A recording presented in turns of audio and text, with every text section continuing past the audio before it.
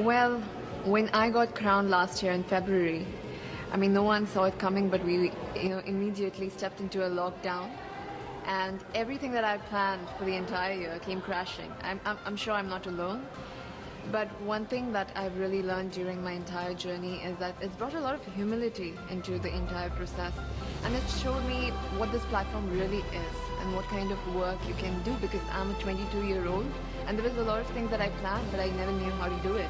And to just see how I could surpass all the limitations and really reach out to people and get the work done, it was very inspiring for me. Absolutely, I feel like it was very challenging. It really tested me to a point that even I got COVID during the entire process, very close to the pageant. And I felt at that moment I was in a mess, because it was very close to the pageant. There were a lot of things to do, but I feel like I've built that resilience and even that positive outlook to the entire journey that it's had. It's just made me a much more stronger person and with a bigger picture in my mind. Now I don't look at small goals, I look at the entire picture. And you need to, at this point, start looking at a society frame of mind. I feel even globally when we are speaking, we usually talk, okay, it's my country, my area, my district. But with Corona coming into the picture, I feel now we need to talk about global unity.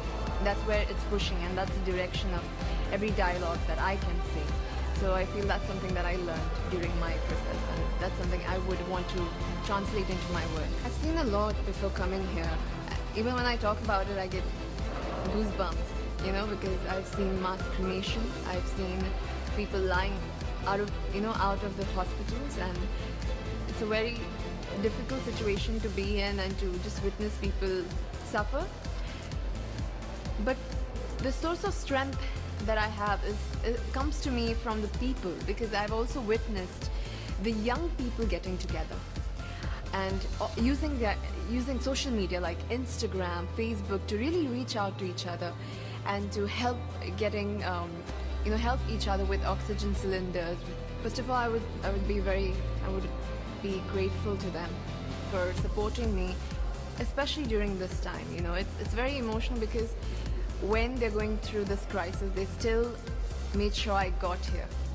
They still made sure I was fine, I got here, and they're sending love. I have so many people, young people that have gotten the virus, and they're still sending me messages like, do it, you can do it, you're doing so great. And I feel it's when people support you during their difficult times, you can see the love really shining, and that's the kind of blessing that I've got this time. I want to thank them for that, and I want to say that even if I'm here, my heart solely lies in India. To be very honest, I'm feeling all of those feelings in different parts of it, but mostly I'm feeling very grateful to have this opportunity, especially during this time. It's just very flooring for me. That's true. You know what? In the Philippines, we have pageants all over the place.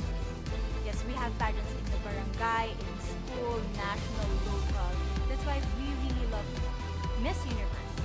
It's like it's giving pride and putting the Philippines back on the pedestal. That's why there is an added pressure as a candidate coming from a pageant-loving country. But it's a good pressure. I always look up to our former Miss Universe Philippines. They really did well in the competition. And now this is my time to show who I am, to offer what Rabia can show to the rest of the universe. So I'm very happy, and at the same time, I'm excited to make all my kababayans proud, and hopefully I do. They have appreciation for me. We do love pageant because we used to think that we wanted to be included in the world. Well, my journey was Gracie. You know what? I started to be a dark horse. Nobody noticed me. Nobody knows I was in the competition up until the preliminary and the coronation night. And when I won, I received different comments. Of course, there were people who didn't expect me to do well, who think that I cheated. That's why I need to redeem myself in Miss Universe. I really need to do well in this competition. I'm overwhelmed with the support, not just from the Filipino community, but also from Thailand, Latin countries who do appreciate me as a candidate, as a person. It motivates me that I am beautiful, I can offer so much in this world, and when somebody believes in you, it gives you that extra energy to really do well and perform well. But because of your love and support, I was able to be the woman that I am today. And regardless of the result, I may or I may not win the crown, but one thing is for sure, I'm gonna make you all proud.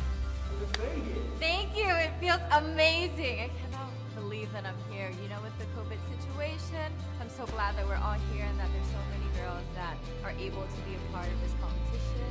And what it makes me realize is that the world isn't that big. When you see all the girls in the auditorium together from different countries, and everyone is so nice and so lovely. They're so warm, and I can't wait to get to know everyone. And also, it's so unique to see that everyone was born into such different cultures, different languages, but we're all here together to tell our stories. Well, Thailand is very far away. That's one thing, and I really had to. It wasn't a struggle to get the visa, but it was a long process. And when I got the visa, I was very excited. But the journey here, the physical journey, if you can't believe it, it was more than 30 hours, all the way from Thailand. Yes. So I had to make a stop in Istanbul, and the layover was 8 hours there. Every time I see a message online and they're saying that they're supporting Thailand, and you know, it's so nice to see the nation coming together to support their candidate, to support their representative, and it's just how a country thrives, because we cannot thrive alone. We have to move forward together. You know, yeah. Oh, they are so amazing. Every time I come down, they would be screaming, Thailand, Thailand, Thailand. We came down here at 7:30 in the morning and they're already there. I think they're camping out there. But they've been so supportive, and I actually know quite a few of them. Some of them are big YouTubers in Thailand and flew all the way here just for the competition. What is it like here? It is incredible. It's an incredible journey to have been able to meet all of the girls, because you know, when you know of each other online and you've been messaging, you're on WhatsApp, there's a WhatsApp group, you've been talking, but then to actually come here and meet them in reality is just a whole different feeling. And it's just so nice to get to know them better and to know their stories, because each of them are so inspiring and they're so empowering, and they have different stories that make them the woman that they are today. And I think it's just neat to get to one day I want to be the first Miss Universe from Indonesia. It was like 5 years old, but then I say to myself, it means that nobody is gonna be the winner of Miss Universe from Indonesia if I pray like that, right? Because I was saying like the first, but then it turns out until right now nobody's become the Miss Universe from Indonesia. So I hope what I pray comes true. To be honest, since I was a kid, it was thinking about only princess things, right? I'm not lying, I'm not naive. But since I grow up, it becomes more than just a crown. It becomes more than just someone who's famous. But you have a voice. You have a voice that is really meaningful to everyone, to inspire others. That you have a value that you can work on to inspire them to work together with you. Especially I have my house that is Senyum Desa or Smiling Village, which is we are focusing to help those people in remote areas, because they are living in different quality with us, right? Especially Indonesia is a developing country. So it was started in 2017 when I was just a student. Together with my friend, we started to do this charity. But when we think it's not only gonna be like this, you know, because we want more and more. So we need to make it formal, legally. So we made it as organization in Indonesia. And after I won the competition, from only 20 people or 30 people, it becomes 800 people around Indonesia. So we open national recruitment, and every time we visit to the charity, we open the library.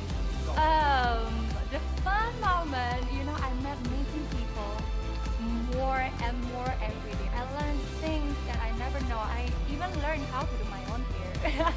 How to do my makeup that is more correctly and perfectly my nails too. Like, come on, right? So I become more independent right now. I become more cheerful. Like, I always talk to people. Great, yes, that's You know, people before don't trust me that I cannot speak in English. Now, here I am.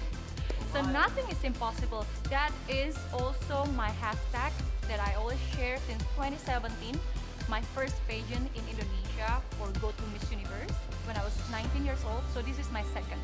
It feels like a dream come true, for real.